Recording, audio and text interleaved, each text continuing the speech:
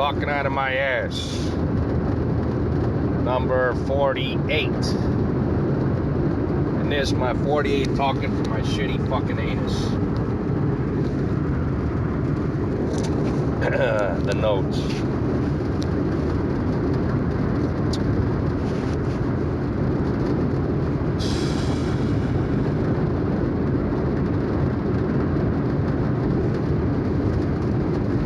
Yeah, I've been sick for the past, 5 days. I don't know how the fuck I got it. All I remember, I was picking up somebody from Terminal 5, the International Terminal, for the airport. You know, all the people from wherever.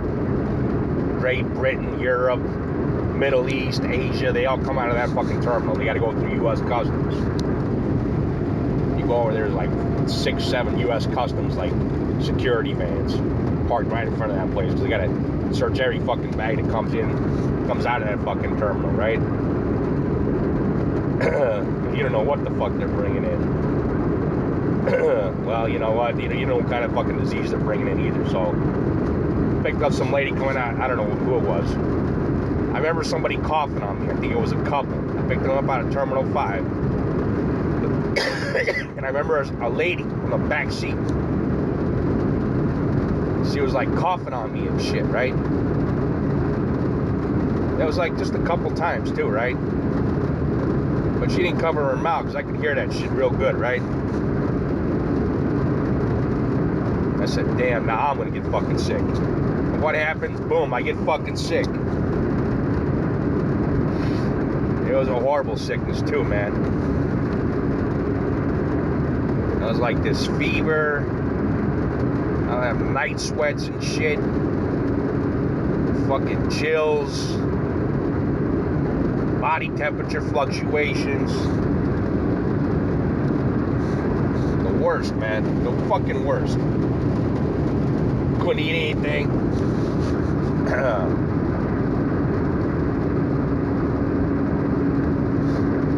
I think for about 3 days straight, I was on about... couple days I was on, I don't know, couldn't have been more than 100 calories. I couldn't eat anything the whole fucking day. I had no appetite whatsoever. I was basically comatose. I was like a zombie.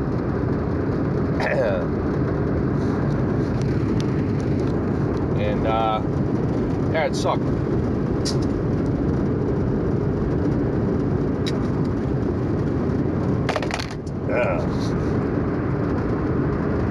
Yeah, a couple little coughs. Coming out of Terminal 5, you know. They should screen those people for fucking airborne illnesses too, man. Cause that was some vicious shit. I've never been sick like that ever. Sore throat. Every couple times an hour, I'd have this fucking horrendous, like, gut-wrenching, like, fucking brain exploding, like, one cough with the wheeze, accompanied with sore throat, dryness in the throat.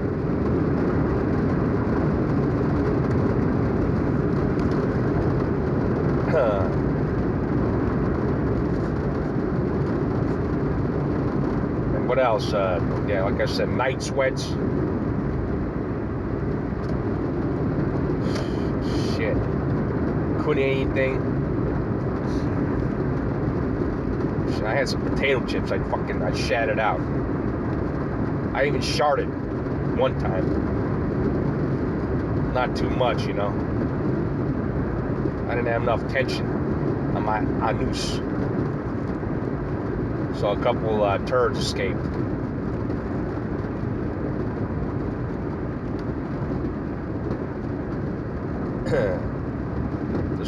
just a couple little sprinkles, you know.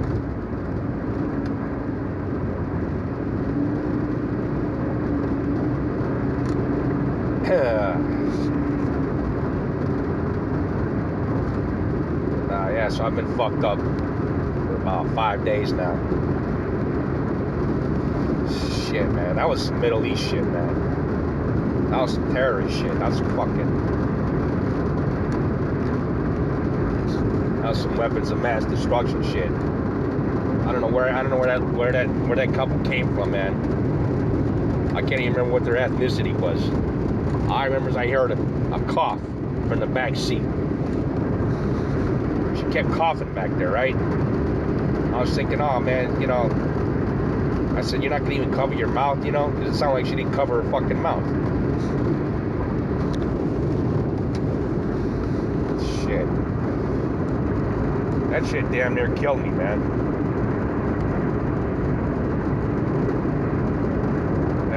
Fuck, that was a weird fucking sickness I had.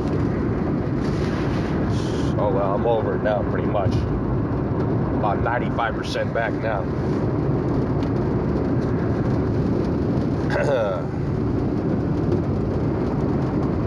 So I got to me thinking, you know, since I was holding fucking, a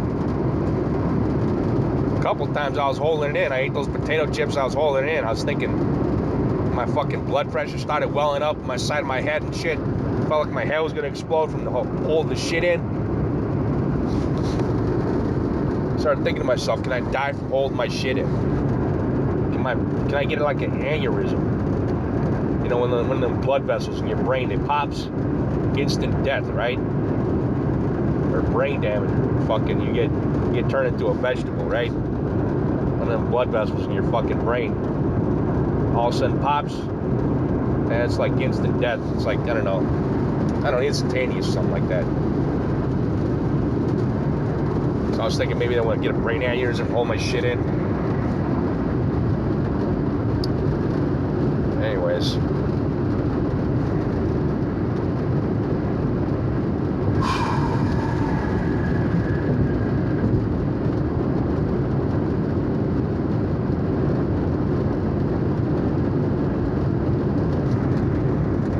I don't know about this note. Tired of doing this shit podcast. As you are of listening to it. I'm tired of doing it. You're probably tired of listening to it. What compels you to listen to this piece of shit? You know, fuck if I know.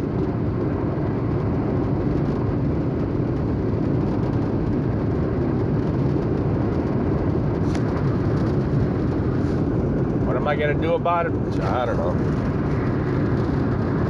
I was thinking, you know, I do the podcast and, you know, occasionally I write a fucking story and you guys buy it. But, you know, it's more for the fact that you guys are a bunch of cheap motherfuckers, you know. I would count on that business plan, but, you know.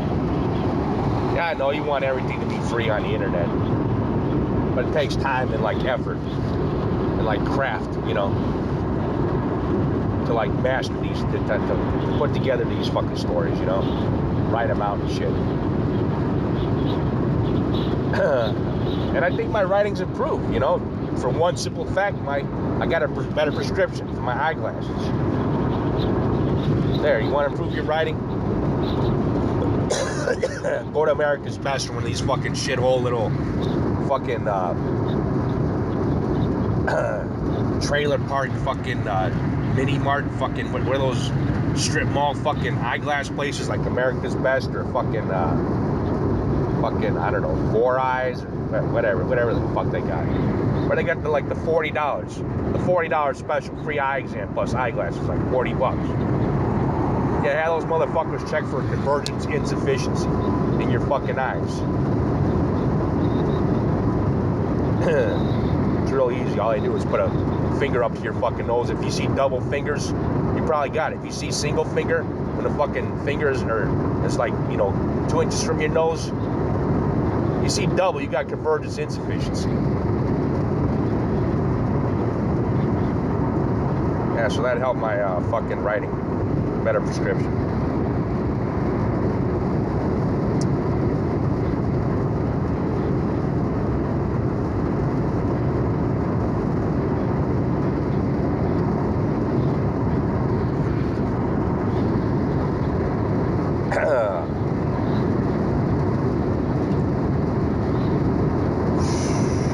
Now that the NBA playoffs are starting, I guess, Here's just the whole falsity of the NBA. The illegal defense. It's like the NBA just set up to have superstars, you know, so they can sell T-shirts with some dumbass's fucking last name. Yeah.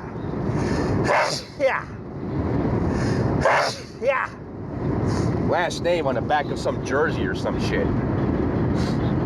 It's all fucking centered around that fucking illegal defense. Illegal defense, all that means is you got to play man-to-man. You can't play zone defense. Yeah. Damn, fucking allergies. Shit. Yeah, so, you know,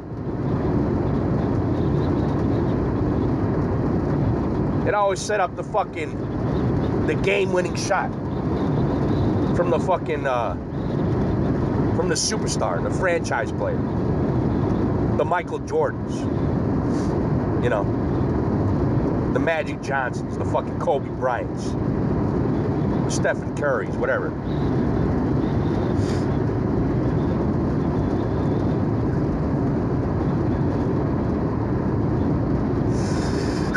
Oh, shit. Yeah, fucking pollen, man. Anyways, yeah. All you do is isolate that fucking one superstar player, the guy you're trying to sell fucking T-shirts off of, and fucking Nike commercials, and fucking whatever underwear, and whatever the fuck else he's trying to fucking sell, like the whore that he is. Yeah, all you do is just like isolate them. You have all your offensive players sit on the edge of the perimeter of the fucking the 3-point line, and they're just standing there, right? And thanks to illegal defense, where you got to have man-to-man coverage, all the defensive players got to stick those fucking offensive players hanging around the perimeter.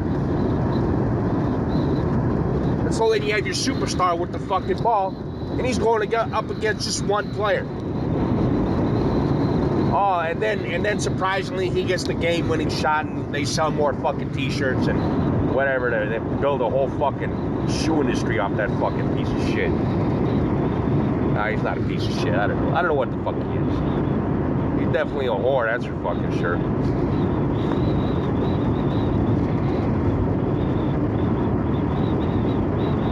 It's like Bill Hicks, man. What the fucking Bill Hicks had her fucking right about all these fucking people, about all these fucking superstars, supposedly rebels and shit. You know, selling themselves out for fucking commercials and shit. He said, as soon as you make a commercial, you lose all artistic fucking credibility. All these fucking rappers making Samsung phone commercials and shit, Diet Coke and whatever the fuck. They're basically fucking whores now. How do you even believe that fucking person anymore? And guarantee it, you know, any one of these fucking pieces of shits would fucking sell their soul to the fucking devil if they get a fucking Nike shoe commercial.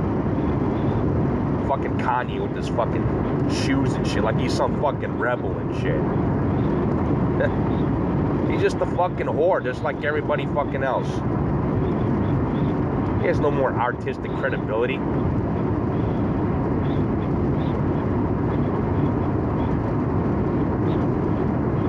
Jimi Hendrix would never fucking do a Nike commercial, man.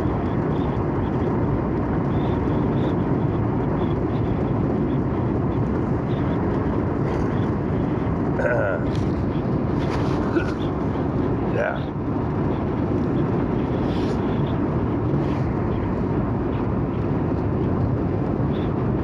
What's wrong with doing fucking Nike commercials, you ask?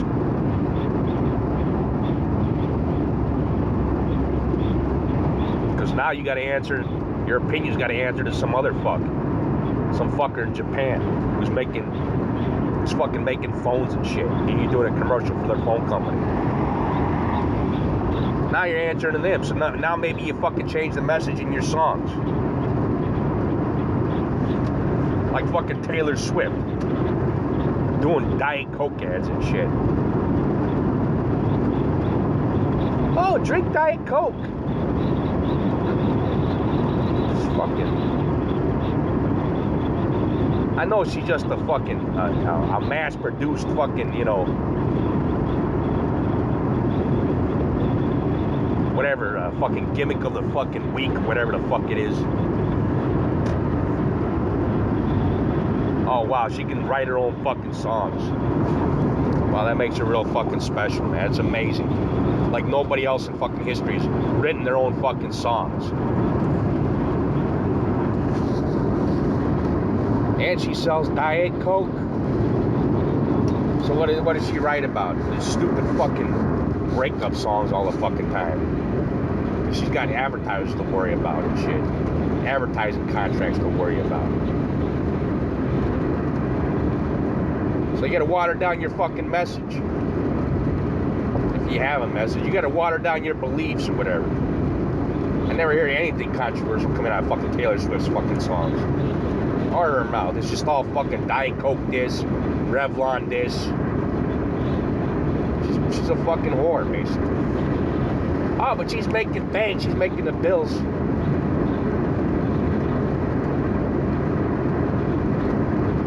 Yeah, but you want that fucking candy fucking, that candy-coated, sugar-coated bullshit constantly pumping into your fucking ears from the fucking radio and fucking the internet. Oh, Taylor Swift's the greatest. She can write her own fucking songs. Amazing. It's amazing she can write her own songs and sing them. It's a level of genius. Is what it is. Not.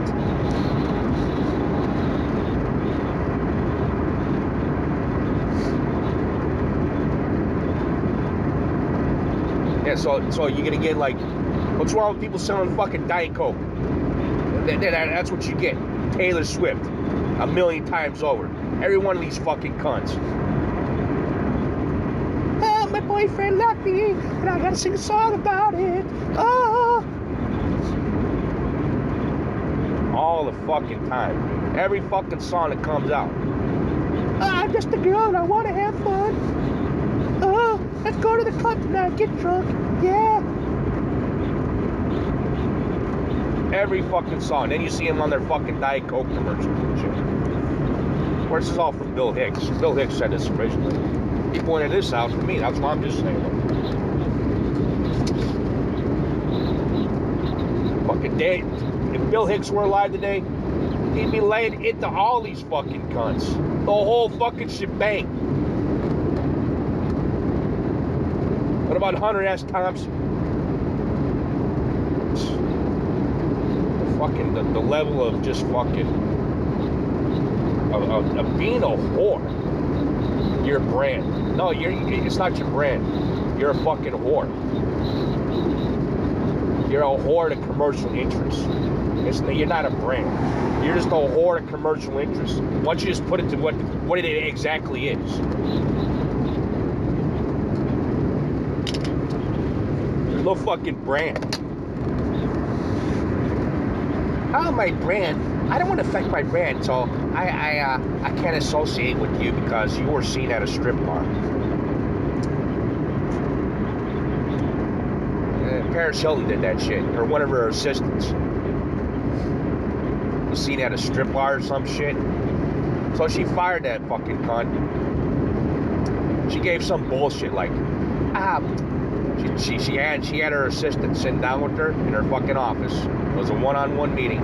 Paris Hilton said to the assistant, you know what, I can't be associating with you because it negatively affects on my brand. No, you're not. It's not your brand. You're a fucking whore to commercial interests. You have fucking perfume lines that if you get out of line with some fucking stupid fucking Chinese manufacturer, some piece of shit perfume developed in some fucking third world country, made by fucking, 6-year-olds under, earning like a penny a fucking hour, and they gotta keep nets out the fucking building, from keeping the fucking people from jumping out the building, killing themselves out of the manufacturing plant.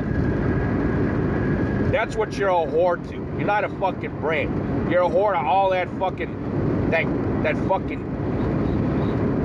consumption, that capitalism. Oh yeah, capitalism's good, don't get me wrong.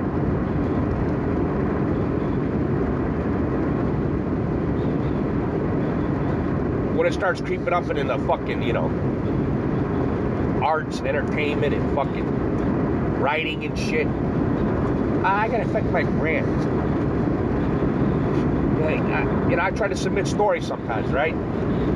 To these fucking magazines. And they want something, they want like one of their fucking requirements is that you do a market segment analysis.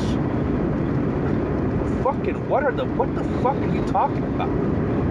A market segment analysis to write a book? Oh yeah, just to see if you're gonna sell it.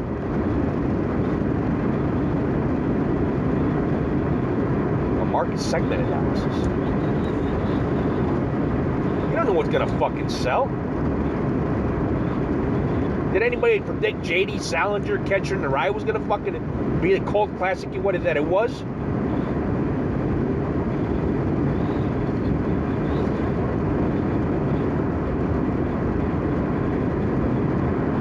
Like these fucking publishers, they gotta take some fucking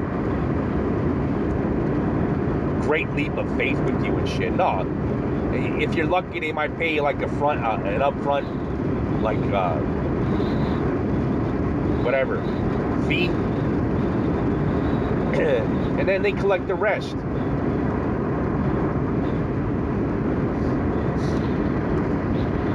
I guess there is a risk, like you got to do a market segment analysis. Every one of those fucking test pilots and all those fucking test audiences, they're all so full of shit, man. They're all fucking like easily offended and shit. They want the best parts of movies taken out of.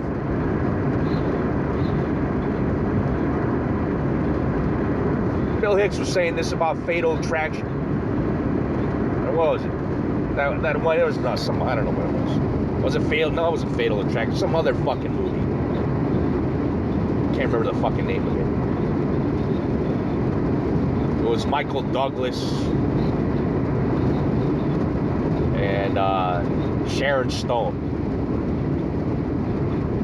And he said there was like a test audience. They wanted like the test audience wanted like the lesbian scene cut out of some movie Michael Douglas and Sharon Stone were in.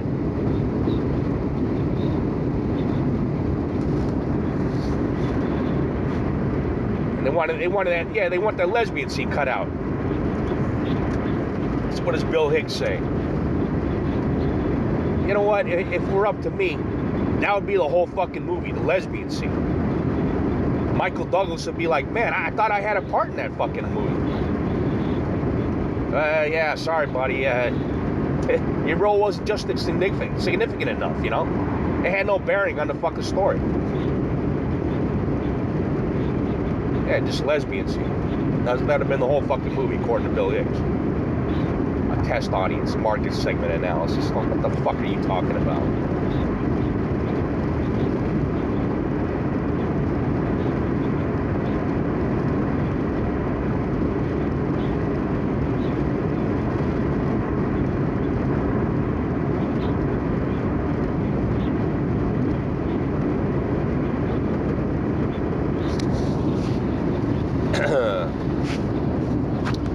I hate the open mics. Yeah, I hate the open mics, especially in Chicago. I mean, that's the only where I performed at open mics. I used to do stand-up comedy there. All those fucking assholes, man.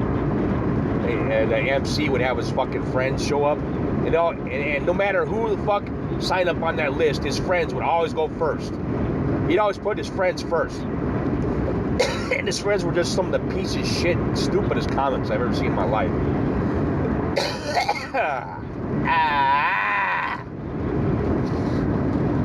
Shit, I can't cough. Stop coughing.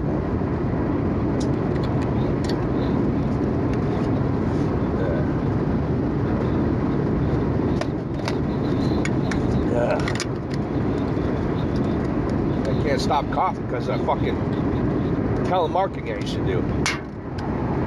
I used to sit there and blow my voice out every fucking day. I was telemarketing and shit. Going all hoarse and raspy and shit. Now I got a fucking lifelong affliction with my fucking voice and shit. I can't talk for long amounts of time and shit without coughing and shit. Guess I just fucking screamed myself raw. Must have fucking removed that fucking throat lining or some shit.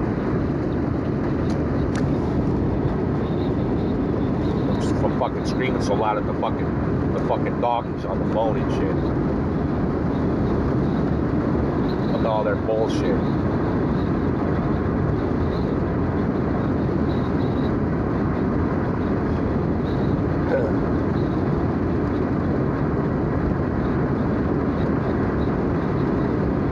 I used to have one good line. They'd always ask me, what are you selling? I'd be like, yeah, well, what the fuck are you buying? And they'd say nothing. Then I'd say, okay, click. My manager used to hear me saying that shit. He used to say, wow, what the fuck are you doing? I mean, what the fuck, you know, what's wrong with you?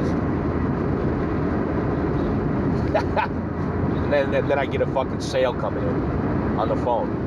She'd cuss me out, she'd start cussing me out, and then a fucking phone call would come in and be like, yeah, you got another one. That would shut her up real fucking quick.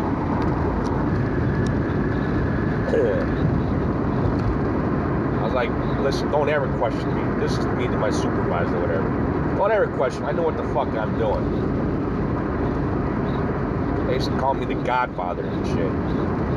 My famous line, if we could make you an offer that you couldn't refuse, would you take it? That was my famous line. But it's a buying question. That's how you gauge their interest.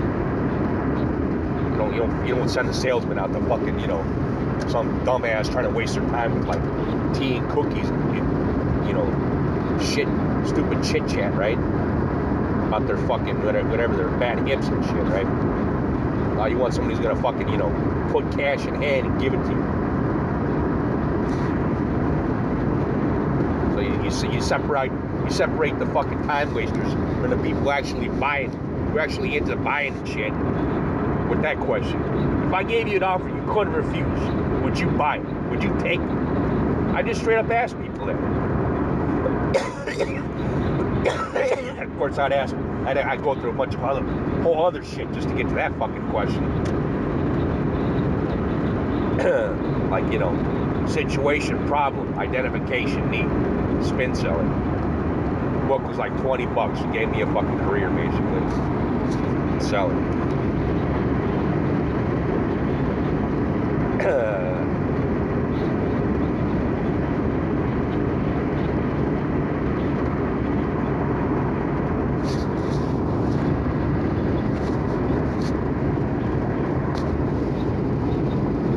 I never could fucking learn that charity shit though, man. Those guys are the real con artists, man. Just like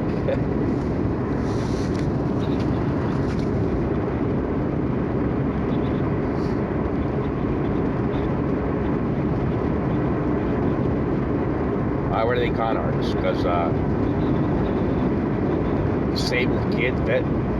disabled kids fun and shit.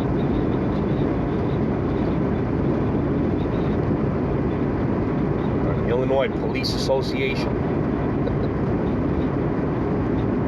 selling a fucking sticker with some fucking cop on there, like from the 50s, It looked like somebody just drew a cop from the 50s, like an artist from the 50s, 1950s. Somebody just said, give me the stereotypical, drawing of a cop. And they stuck it on a fucking sticker. And then you would have fucking con artists calling up these businesses going, well, you know what? If the police, they see this fucking, the sticker in your fucking front window, they'll look after you, Yeah. You should consider this, Like, I'm no good at that shit, you know?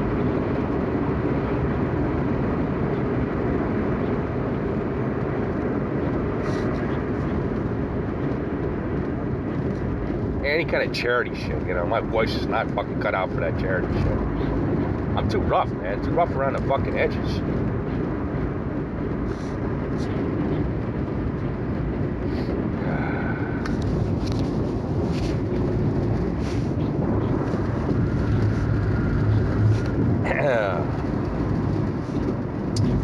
Dr. J versus Michael Jordan. Dr. J just versus, you know, everything else that came after him, pretty much. I know it's just gonna sound like some dumbass old person, you know, talking shit against the new generation. But I don't know. What can I say? Anything fucking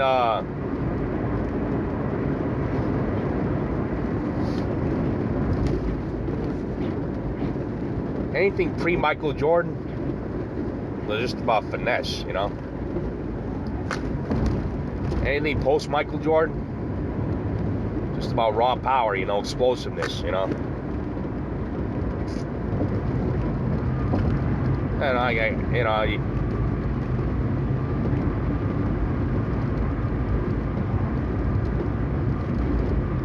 it was just like more about the beauty of it, you know?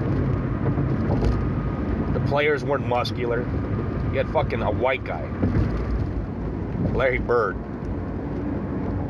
with scoring titles and shit, you know? NBA scoring titles. Fucking, I don't know. He looked slow as fuck, but man, he could shoot, man. And then,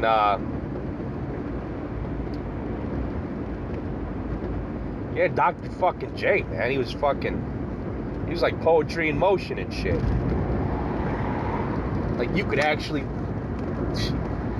you could fucking take a slow motion, every one of his fucking films, highlight films, put him in slow motion. If he didn't have a ball, you would think he was doing like fucking lyrical dancing or some shit.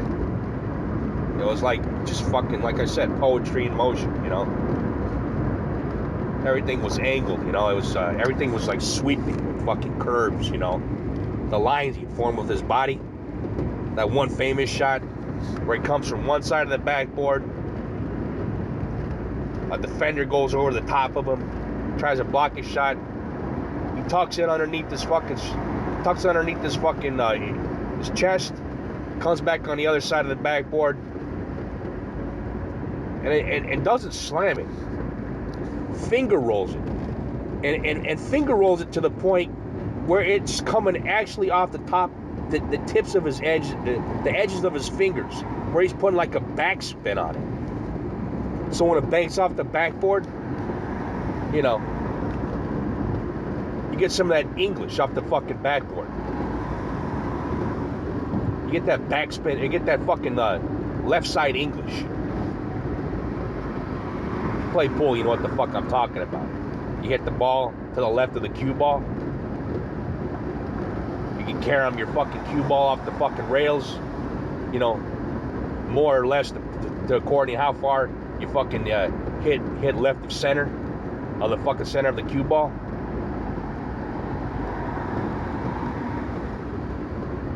You can impart the fucking the right English to the fucking object ball with the cue ball by hitting the left side. That puts a spin on the fucking cue ball, which sends the fucking object ball to the right. Well, anyways, that spin, you could see the fucking spin that fucking Dr. J was pulling right off the edge of his fucking tips of his fingers. All that in slow motion. It looked like fucking ballet. It was like you're watching a painting, a moving painting.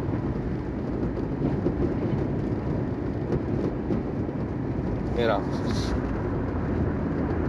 But then Jordan came in and just dominated. Because he had all the fucking muscles. You know. Maybe he was on steroids. I don't fucking know. But they basically just, he just fucking dominated that fucking league, man. He was fucking, nobody could fucking match up against Jordan. Nobody.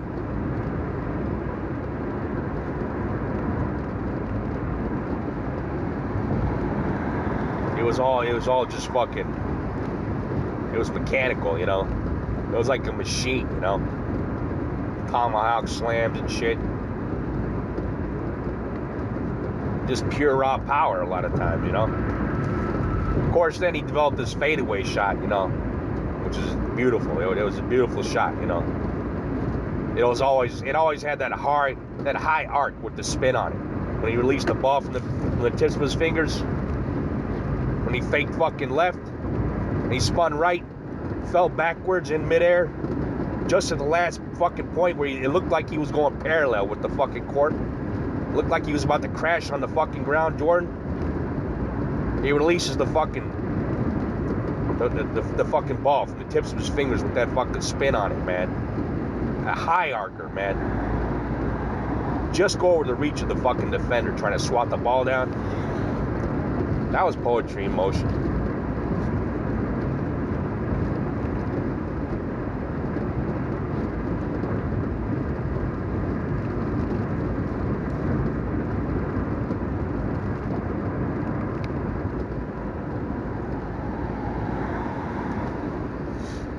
I don't know, just body types, man. I don't know what the deal was. I think a lot of those fucking players in the post Michael Jordan were fucking on, you know, PEDs, performance enhancing drugs. Because the body types all of a sudden changed after him. No more, you know, long gone was the sinewy, like, soft, you know, contoured fucking limbs and arms and shit of the basketball player. It was all muscular, fucking, like, you know, jerky movements, you know, coupled with like power movements and shit.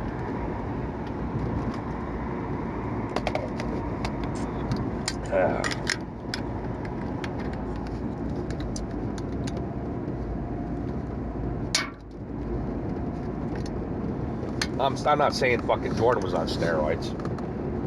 He looked like he might have been on steroids in fucking when he was playing baseball.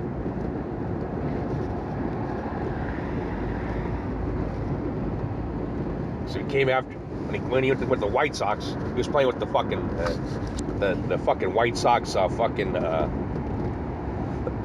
their minor league team. You know, he put on some weight and shit. They kept saying, "Well, yeah, he gained like fucking like 18 pounds of muscle and shit." And now he has to fucking lose it. And they were saying that was fucking his game up during the basketball when he came back to the Bulls from the fucking minor league. They were saying, "Oh yeah, all that fucking muscle's fucking up his mechanics," you know.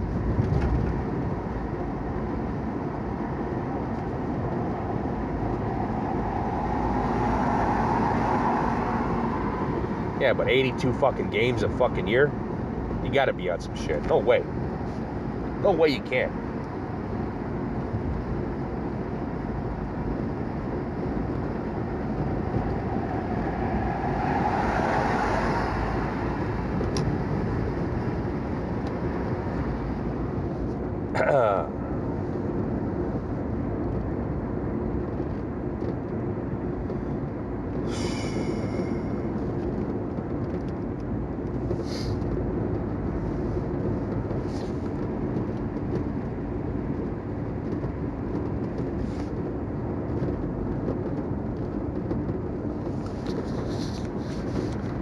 Cream in his fucking hook.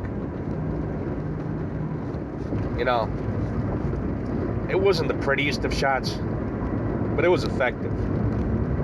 It didn't require a lot of fucking, you know, energy to expend to fucking get that shot off. If you had a fucking long reach,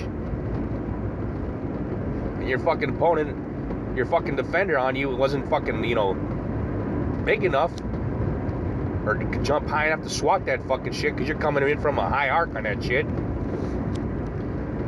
It's an effective fucking offensive tool, that fucking hook shot. But it's such an ugly looking fucking shot.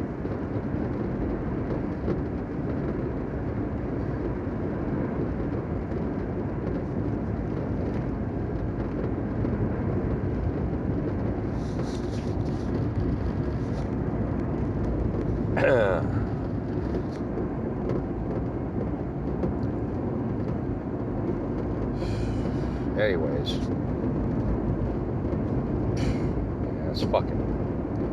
Those are the good old days. I have so much fucking worries. I used to be able to fucking play basketball and shit. I used to play basketball and fucking run and shit.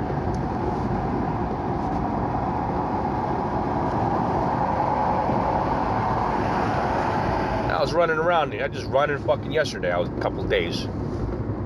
I was like, man, I haven't ran in fucking years. I felt like a kid again. I was just running.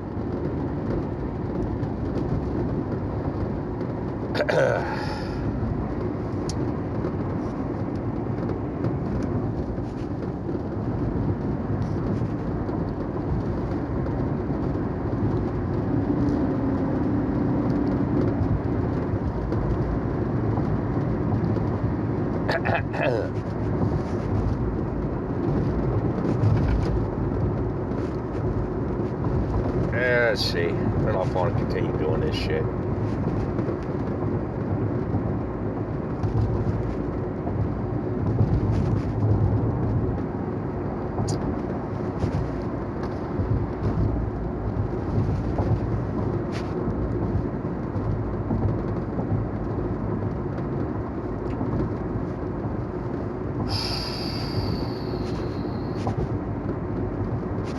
I remember reading this fucking book. It was a sales book, right?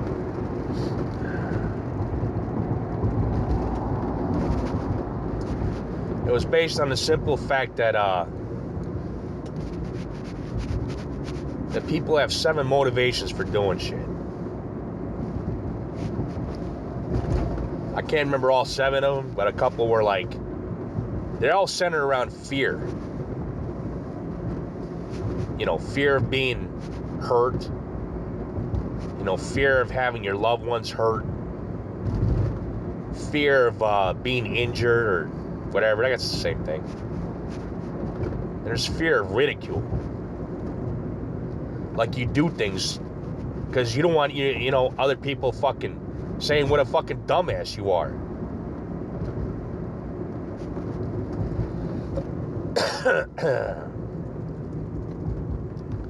And I guess there was, I don't even know, there might even be a fear of being left out or something like that. Of course, and this guy was like tying all those fucking emotions into why people buy shit. I mean, it wasn't anything about benefits or anything, how something benefited you or nothing like that. He was just saying it was just basically fears. That's why people do shit the way they do. Why they buy shit. Why they buy the fucking iPhone. Got a fear of being left out. You buy a fucking phone. You show your friends. It's some piece of shit fucking Huawei phone or some fucking some shit phone they got from some China or some shit. Your friends start fucking making fun of you. That whole scenario plays out in your fucking head, right? It could be a perfectly decent fucking phone. Probably better than the fucking iPhone. 1,000,000 times better, right? The mere fact that it just has some fucking crazy ass fucking name on it, like a Chinese name, like Chewy. And some fucking Chinese writing on it and shit, right?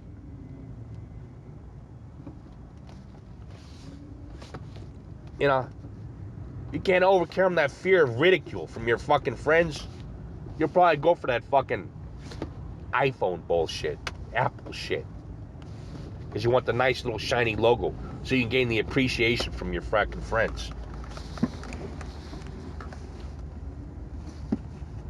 I mean, don't give me, you know, don't be fooled. I mean, you know, that Apple symbol on your fucking, you know, technological fucking equipment, It's a fucking status symbol. Don't, you know, that shit ain't cheap, you know?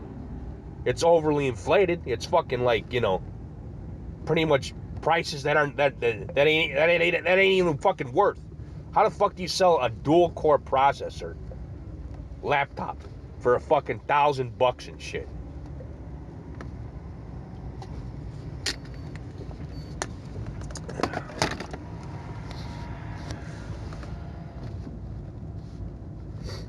There's some saying, "Oh, it's an Apple."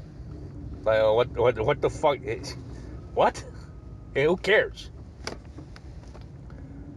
Apple, as far as I know, that fucking whole operating system is based off of fucking Unix software, or Unix operating, the Unix kernel. So basically, all you're buying is like a Linux machine or a Unix machine.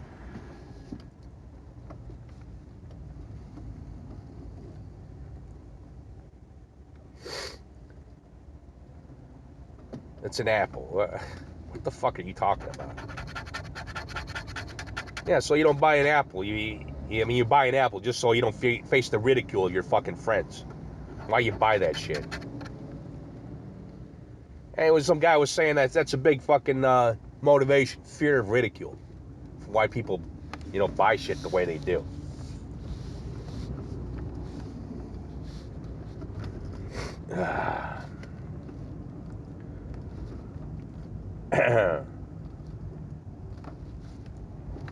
I don't know what gets me to this. I wish I could remember the name of that fucking book. It was a sales book written in the 80s, I think.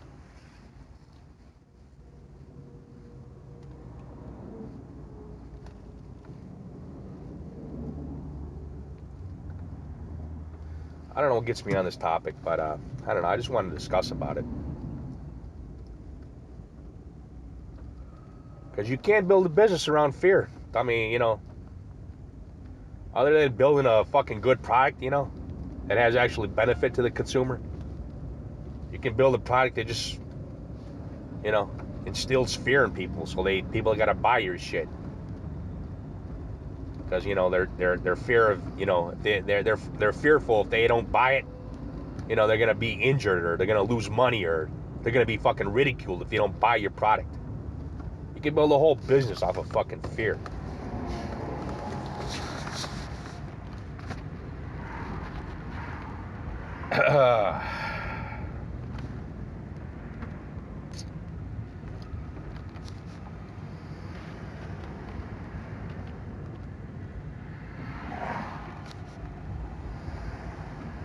I've been taking these fucking classes, hacking wireless networks. Some dude named Zaid Abia, some shit. And some other guy named Jerry Banfield. I don't know, he's like some, Jerry Banfield, he's like some fucking, he's like the fucking, like one of the promoters, the managers in the fucking, the World Wrestling Federation, or the WWE or some shit. It's like he just hires out like fucking instructors and shit to like make these fucking videos or whatever. I guess he takes a cut of that shit, and then he hires the instructors to fucking teach the subject. So Jerry Banfield, he has this fucking one class called Wireless Hacking Networks or some shit.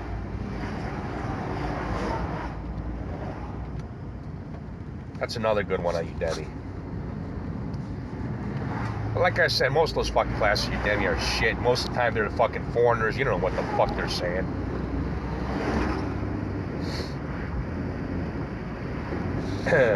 Fucking, you know, Gupta. First you take the factor tooth and you strike it into the fucking tooth. And you're like, what the fuck did you just say, dude? I can't believe I just paid fucking $10 for this fucking class. You're talking like this shit. How am I supposed to learn from this shit?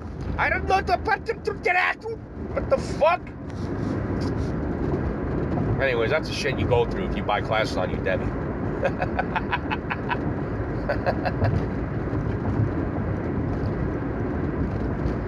First you take Okay, there's this guy.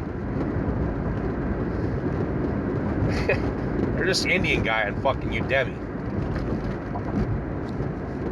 It's called like Smart Herd or some shit, right? He has this Android class.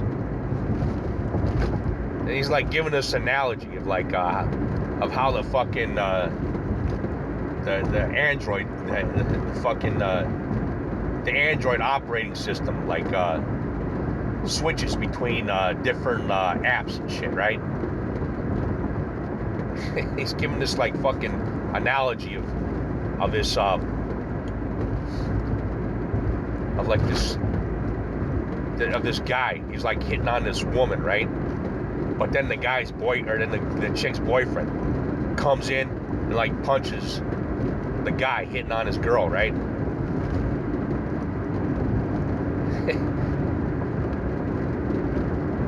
And the way he's just describing it is just like, okay, you have one smart guy.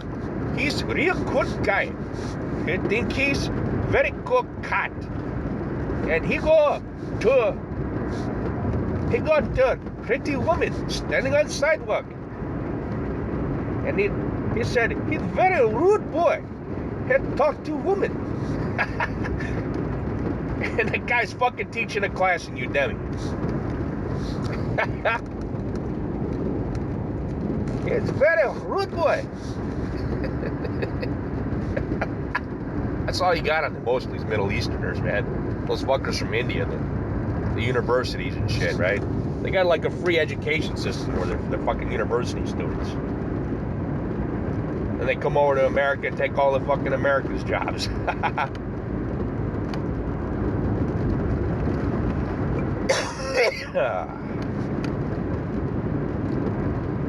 Whatever. Ah, shit. I guess that's it. Alright, good luck dying.